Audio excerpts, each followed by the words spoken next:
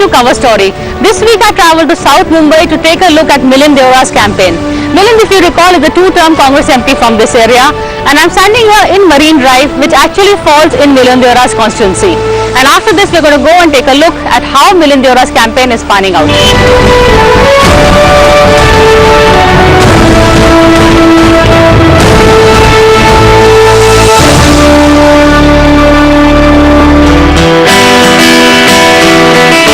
Here we are on a campaign trail with Milind Deora. Hi Milind, good morning, how are you? Hi, how are you? So what's the plan for today? Plan is to do a Padyatra and rally in different parts of South Mumbai, then some meetings and then rally in Padyatras again and then some more meetings. Tough then. What time did you wind up last night? Around 2 a.m. This is like been like this for how long? Like this for a few weeks and we'll be like this for another 10 days or so. Let's hit the ground running then, as they say.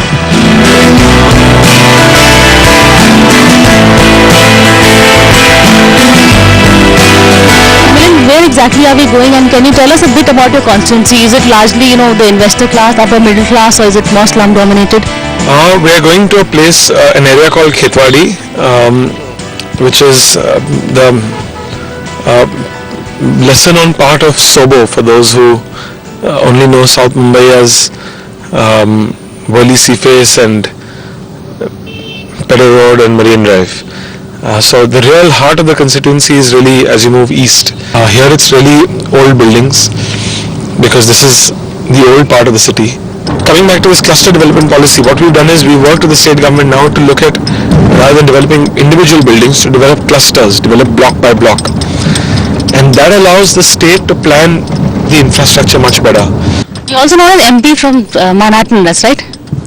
That's what some of my friends in BJP call me. Because why is that?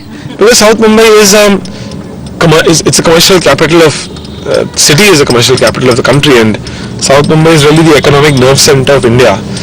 And so I guess compared to rural constituencies where here we complain of potholes on the roads.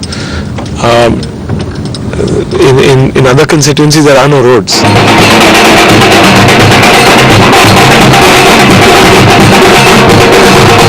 When we reached Khetwadi in South Mumbai, a crowd of party workers all dressed up in Congress caps and banners awaited us.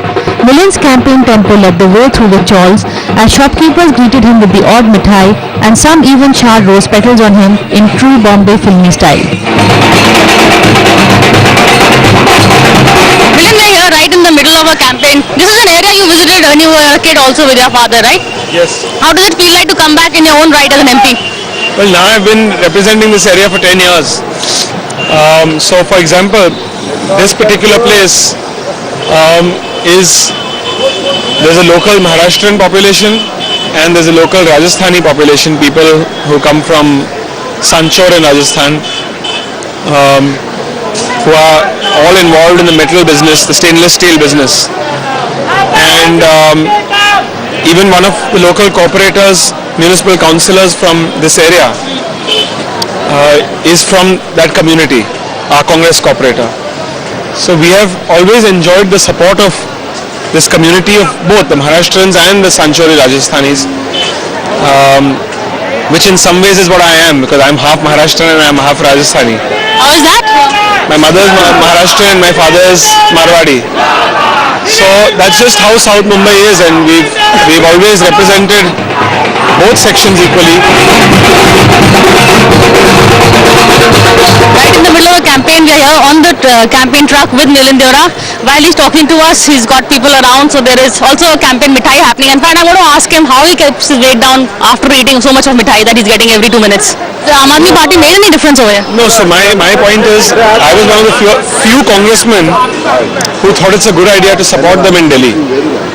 And I thought it was a good idea when the Delhi elections were over to support them, because I think it's important to have stability. There's no point having fresh elections, and politics is the art of the possible.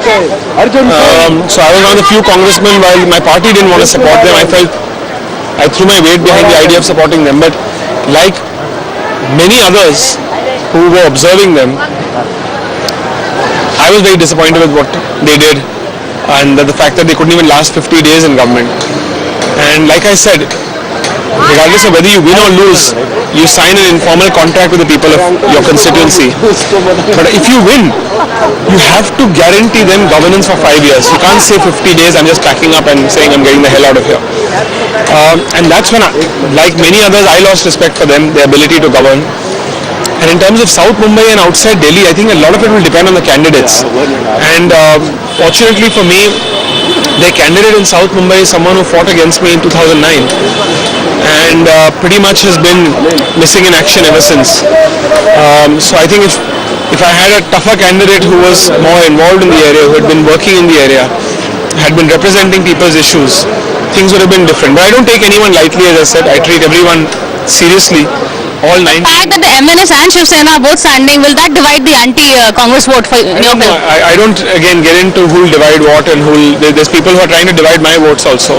People say Aam Aadmi Party and BSP and others are trying to divide my votes. So whoever wants to divide, people who are fighting to defeat someone or to raise their profile, they never win elections ultimately. I think those who win elections are those who are serious and really want to represent. Milind, I can see a lot of campaign mithai you're collecting on the way. I mean, thanks to you, I got a whole lot. So how do you manage the campaign weight?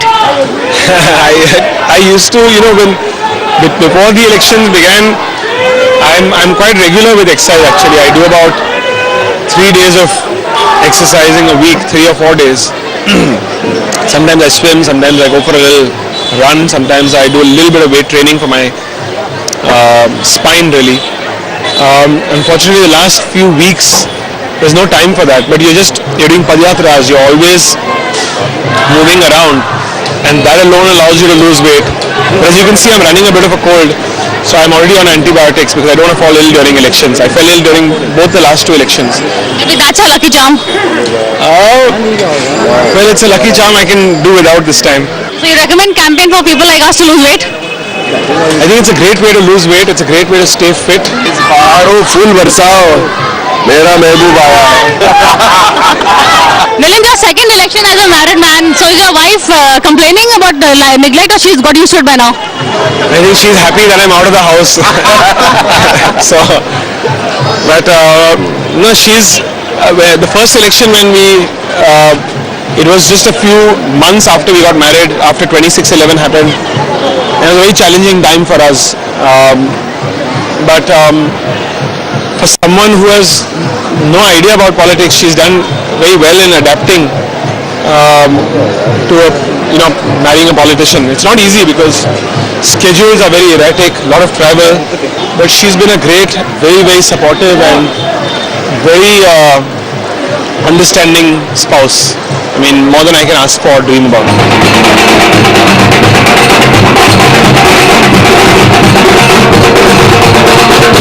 Milind Deora's cavalcade just passed by this area. This is essentially a trader's area, as he was telling us, and the local body tax is a big issue here, which the Congress and Milind Deora especially has been lobbying against. तो यहाँ से जब मिलिंद देओरा गया, क्या उसका कुछ किया है इलाके के लिए? आप उनको फिर से वोट देगा? जी हाँ, ज़रूर देंगे हम उनको वोट, और बहुत अच्छे इंसान है मिलिंद देओरा, हम उनके साथ हैं. तो बाकी जो उम्मीदवार है शिवसेना का या आम आदमी पार्टी का, कोई यहाँ आया है? अभी तो कोई नहीं आया है. पिछले दिनों आए थे, 1 महीना हो गया. अरविंद केजरीवाल आए, इसी रोड से गए थे सामने से. तो असर पड़ा केजरीवाल का? नहीं, खास तौर से कोई असर नहीं पड़ा है अभी उनका. नहीं पड़ा है अभी. आप बताइए, यहाँ पे आप किसको वोट देंगे? आम आदमी पार्टी, शिवसेना? अभी मिलिंद देओरा गए, उनका कोई असर पड़ा आपको? बहुत असर है मिलिंद देओरा का? हाँ, उन्हीं को वोट देंगे सब पब्लिक, उन्हीं को वोट देंगे. बाकी उम्मीदवार का नाम मालूम है आपको? नहीं वैसा तो मालूम नहीं, लेकिन मतलब उन्हीं को पूरा देंगे 100%.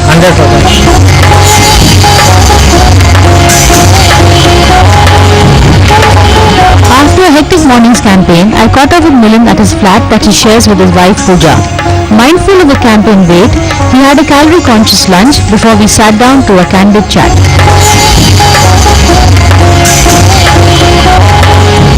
This is your third election campaign, Lok Sabha election. In what way is this campaign very different from the others? In 2009, we were caught by surprise with regards to how strong a party like the MNS was, for instance, which came second in South Mumbai. And this time we know that MNS is a strong is a strong party. Who's your main opponent? Is it MNS or is it Shiv Sena? I think it's based on last election's performance, it's definitely MNS. I treat them all very seriously. I don't treat anyone frivolously, even if they are fighting for frivolous reasons. But I think that's a big at the Aam Aadmi Party, is it? no, look, there's so many people who fight elections to, especially in a prestigious seat like South Mumbai, to win maybe, to defeat somebody else, to raise their profile just for the sake of fighting. There's some people who just like to fight from South Mumbai and say I'm an ex-candidate of South Mumbai. Oh, that's also a designation. On the visiting cards, it's an important designation. But having said that, it's also a bad time to be in the Congress, isn't it? There's a huge anti-incumbency wave, 10 years of government, and there seems to be a vote in favor of the BJP. I don't agree with that, and I don't think firstly there's a right and wrong time to be in any party. I'm not a political tourist who just chooses parties based on how popular a particular party is at the time. I think ultimately what really matters is what is the person, the candidate offering his electorate, and that's something which I'm very proud of my record, because in my first term and in my second term I've demonstrated that in terms of at least parliamentary performance, which I believe should be a primary barometer of judging a politician's performance and whether they should be elected or re-elected. My parliamentary performance has been very good. But what are the issues that one would say that these are the issues that Milind Deora has raised, that's what he's passionate about? Well, I've had the pleasure of initiating and speaking on very, very important debates in Parliament. Many years RTI, that's ago, something. I initiated the debate on RTI, which is a historic bill. At that time, I remember, it's almost hard to imagine an India which didn't have RTI. Has it come back to bite you? I mean, a lot of the scams, this is the No, I think we did it in a sincere way. We said, let's make government more transparent. You spoke about your track record as an MP. Unfortunately, in this election, it's become a larger than just your constituency. It's also election who will be the Prime Minister, and Modi factor is playing a big role, while the Congress doesn't have anybody to offer. Well, firstly, I think this wave business is clearly overhyped. I have people in Rajasthan saying we don't like the MP but we like Modi, so let's vote for BJP. I heard a lot of these things in 2004 also. The same thing was said about Mr. Vajpayee when he was Prime Minister of India in 2004. I met a lot of people in South Mumbai who said the same thing. Okay. I may not care about the candidate here, but I want Mr. Vajpayee to be in power. And I remember BJP ran the India Shining campaign, and the poll projections were that they would get from 180 seats to 220 seats. Them as a party, forget about NDA. Yeah. And a month later from 180 they were 130 seats.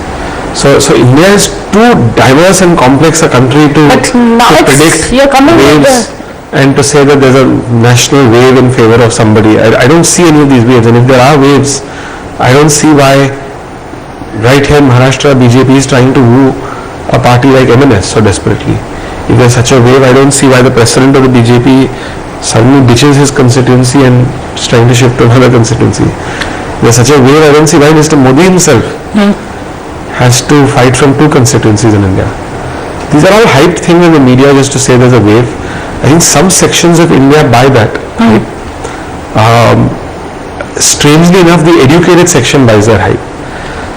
Those who are less literate in some ways are more politically informed and more politically aware, and they never bought that hype. They didn't buy it in 2004, they didn't buy it in 2009, they won't buy it But now. what will they buy now? What is the Congress offering? You have a leader who says, I don't want to be PM. See, Priya, it's not about not about a leader saying something right, wrong, inspiring confidence or not inspiring enough confidence. That's important. We can do better to improve our positioning and branding as a party. There's no doubt about it. But given the fact that we are a representative, a parliamentary system of democracy, and not a presidential system of democracy, individuals do not matter in our country's polity. Today Mr. Modi is projecting himself as PM. What if the BJP gets 150 seats and they are unable to cobble up a coalition? and to get allies on board. And what of the allies? What if that will be a vote against Modi? Then his chances are gone. He's bet all on this election. But at least he's taken the risk. But let's assume they have the highest number of seats and they have to form the government. And Nitish Kumar and others say we're ready to support BJP, but not under Mr. Modi's leadership, maybe under Mr. Advani's leadership. Like they've said openly. Yeah, but then there is a Jayalalitha who will go. No, so what does it mean then him saying I'm a PM candidate? It has no meaning. It has no legal But he's put his hat down, he says I am willing to take the risk. Rahul, all this constitutional jargon is fine, but it really seems come across to the media and the public at large as an excuse for not putting your hat in the ring. And also, but you know what is wrong in saying that our system is different from the US? It's not a personality contest. It's based on every individual Lok Sabha seat, which then aggregates into who will become Prime Minister of the country, which party will form the government. And what is wrong in, at one level, we get criticized, we are accused of having a puppet government, a remote control government. Because Mrs. Gandhi said, I don't want to be PM, and she could have been PM twice in this country. 2 times she could have been PM, she said no. You get criticized for that. At the other stage, you're getting criticized for saying you should want to be PM. So there's a contradiction. At one level, you're being, it's like damned if you do and damned if you don't. But we just had this book come out by the Prime Minister's former media advisor. He talks about the whole system of how Sonia is exercising power without responsibility. That's what people have been saying, but now an insider is saying that, and she's told us instances where she's interfered. I think that's very unfair. Firstly, I know Mr. Baru, I don't want to say anything unsavory, but I would just say it's very easy for anyone who's enjoyed power, either as a secretary, as a media advisor, as a senior bureaucrat, as a minister, as a politician in government, to stay quiet for many years and suddenly later make a controversial claim, especially when you're going to release a book. It's publicity. I mean, it gives you great publicity. Would the book have been exciting if he didn't say those things? But it's not a lie. I mean, of course, it's a lie. How can you assume that Mrs. Gandhi is seeing files? And why would she want to see files? Of course, the party gives some social, political direction to the government. There's no doubt about that. And that's something we're very clear about. But the party doesn't want to micromanage the affairs of the government. But most of the guys, the people in the cabinet, were not giving him respect. That's the other thing he wrote. Arjun Singh never stood up when he entered. I've been in government for 3 years. I've been in government in 2 ministries. I've had multiple meetings with the Prime Minister on many issues. I've never seen that kind of thing. Now, why did one particular leader not give the Prime Minister respect? It's for that leader to answer. If that leader felt shortchanged, the leader felt that I'm more senior than the Prime Minister, and how could the Prime Minister be made Prime Minister of India? That's a different story. It's a personal ego clash. Might be, I don't know why. There's no way of that. But for instance, the victory of 2009, who would you see it? Sanjay Baru said that Manmohan Singh felt cheated. Nobody said the Prime Minister shouldn't get credit. So these are just sensational claims made in a book just at the time of release it. I think it's a good marketing strategy on Mr. Baru's behalf, but I think it's very, very unfortunate for people, as I said, who've enjoyed power to stay silent if this was happening and suddenly come out and say that. Okay, finally one question on Rahul Gandhi. He's been now coming out talking to the media, and what he's telling us is that, we've been accusing him of not participating in governance. He said, yes, I did, but it was all behind the scenes. Shouldn't Rahul have become more visible? Because we see the image of a shrinking leader. He claimed that it's not so. He's been a participatory leader. I don't hide the fact that I always have believed, right from 2004 when we both became MPs at the same time, that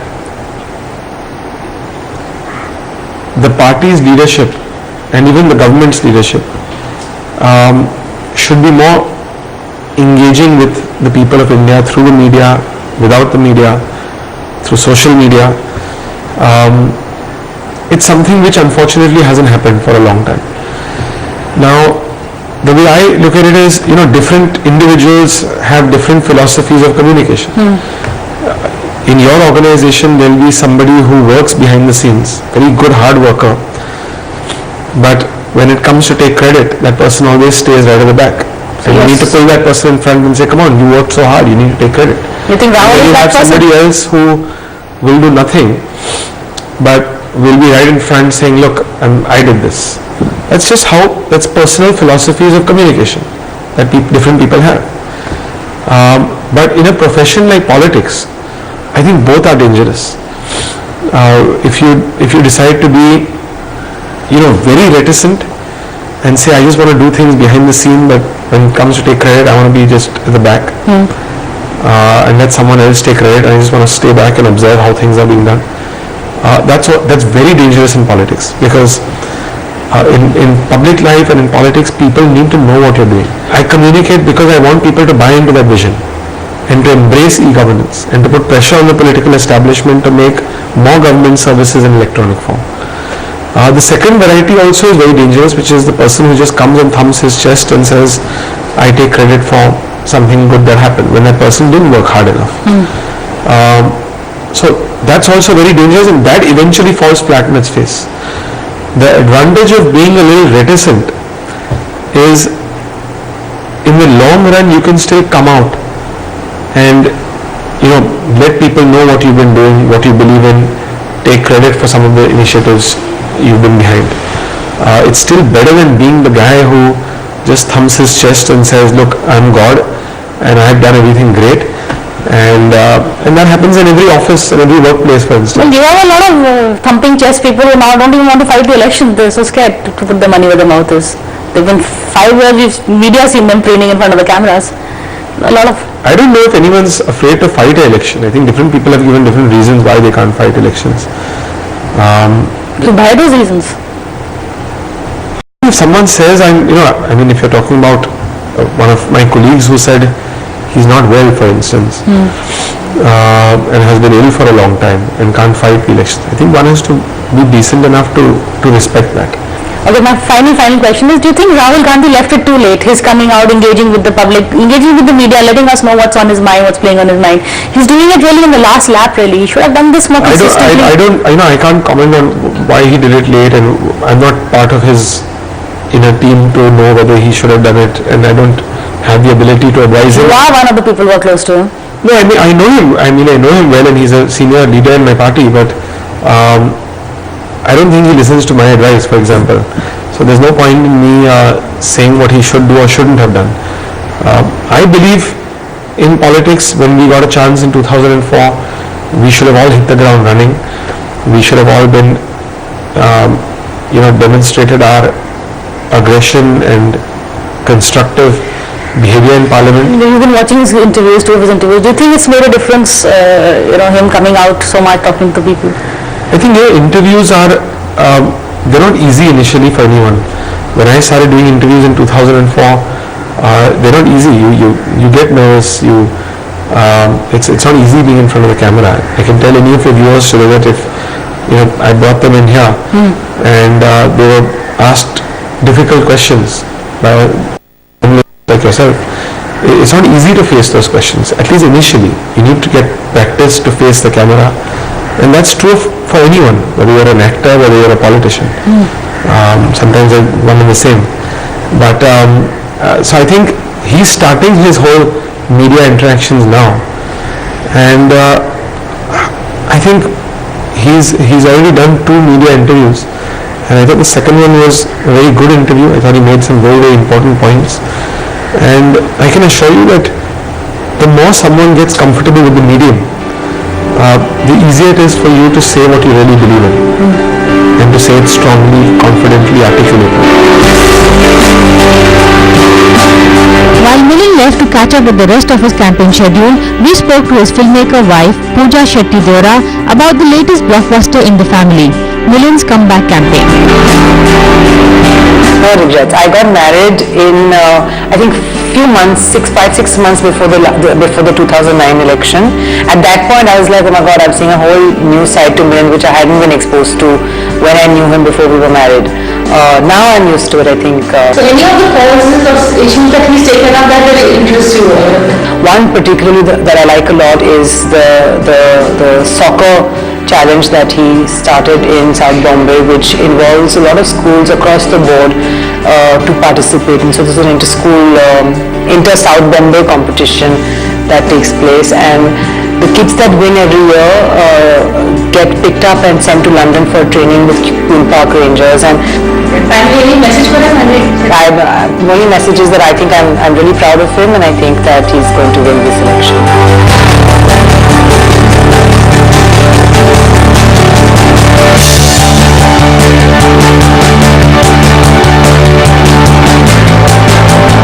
Well, that was a fairly confident Milind fighting his third election from this area.